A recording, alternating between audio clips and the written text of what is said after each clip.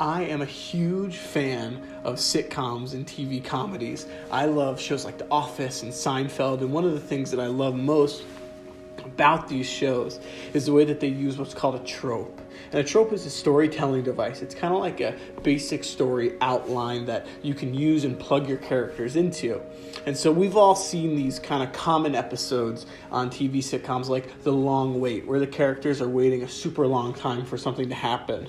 Or The Lost Wedding Ring, where one of the main characters loses their wedding ring and is trying to hide the fact that they lose it and find it before their spouse finds out.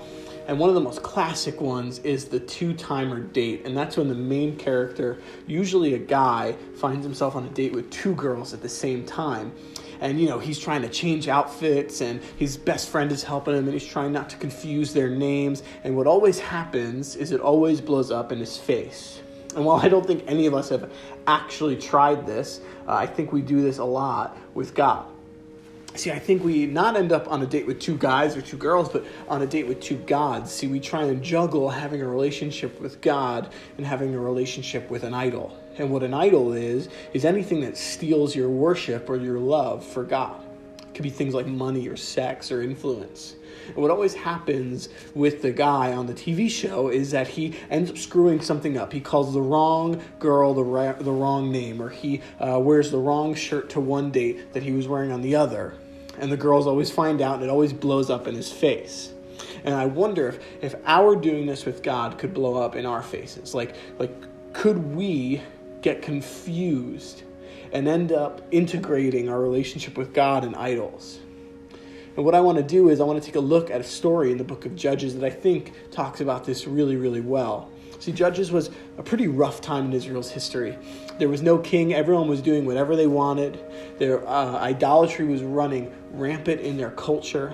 And so what would happen is every few years, God would raise up a judge, a military leader, to lead them, usually out of the hands of destruction. And they would work for a little bit, and then they would fall right back into idolatry. And all these judges were just as imperfect as the people who they were trying to lead. One of them was named Jephthah, and that's who I want to look at today. Jephthah was known for being a mighty warrior. So one day his brothers, who he didn't really get along with, come to him and ask him if he would lead them into battle. And so he does. And I want to pick up in verse 29 of chapter 11. At that time, the Spirit of the Lord came upon Jephthah, and he went throughout the land of Gilead and Manasseh, including Mizpah in Gilead. And from there he led an army against the Ammonites.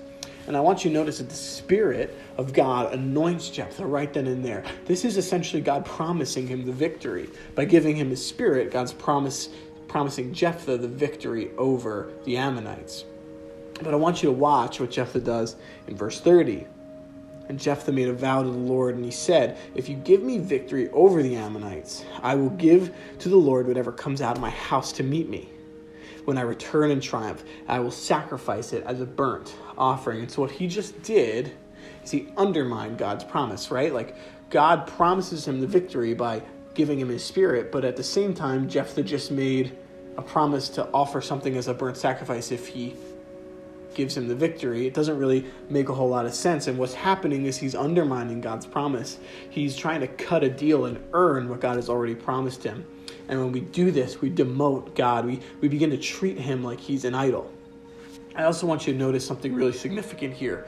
He said, whatever comes out of my house to greet me. They didn't have pets or farm animals living in the house at this time. This is almost certainly a reference to human sacrifice. And you might be thinking, well, I didn't think they did that. Well, they weren't supposed to. God hates human sacrifice. All over the Old Testament, God explicitly says how much he does not want the Israelites associating with human sacrifice. But Jephthah, who's so twisted up in his idolatry, makes a promise of human sacrifice. What he's doing is he's praying to God, but he's winking at his Canaanite idols. This is the idea I like to call integrated idolatry, when we integrate our idolatrous practices into our relationship with God. And for some of us, this works out a bunch of different ways. For Jephthah, it was human sacrifice. I don't think it's that for pretty much any of us. For us, it's probably earning blessings or indulging in our sin. And I don't just mean sinning, because everyone's imperfect. No one is perfect. But indulging in sin, actually looking forward to it, trying to justify it. These are ways that we often integrate our idolatry into our relationship with God. And don't miss this, when you try to worship God like you would worship an idol, you no longer worship God. You now worship an idol because you've undermined him. You've changed his character to something that you want it to be. So you no longer worship God. You're actually worshiping an idol because these two things can't mix.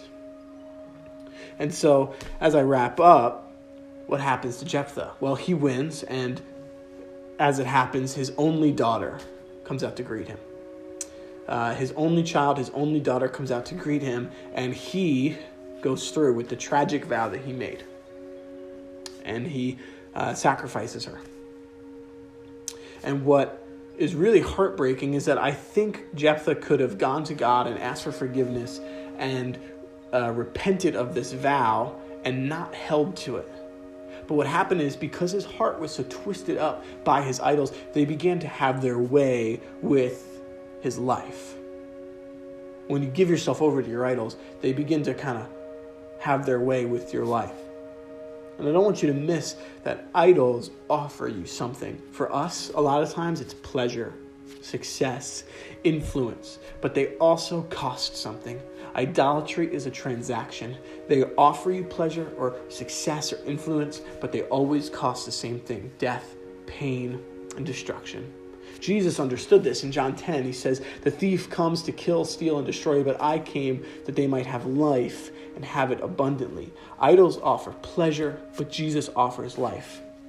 Idols will cost you your life, but Jesus promises life at no cost to you. Actually, the cost of the abundant life in Jesus was paid by Jesus on the cross.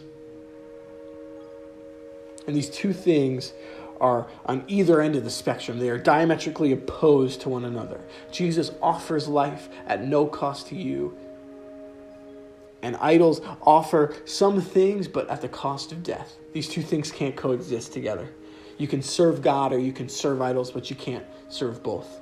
And so if you're struggling today, I encourage you to find freedom in confession. Would you call someone up that you trust? Shoot someone a text. Talk to them. Let them know what you're battling, what you're going through. Encourage one another. Share scripture with one another. Pray over one another. And find healing in that. I hope this is helpful for you guys. Praying for you today.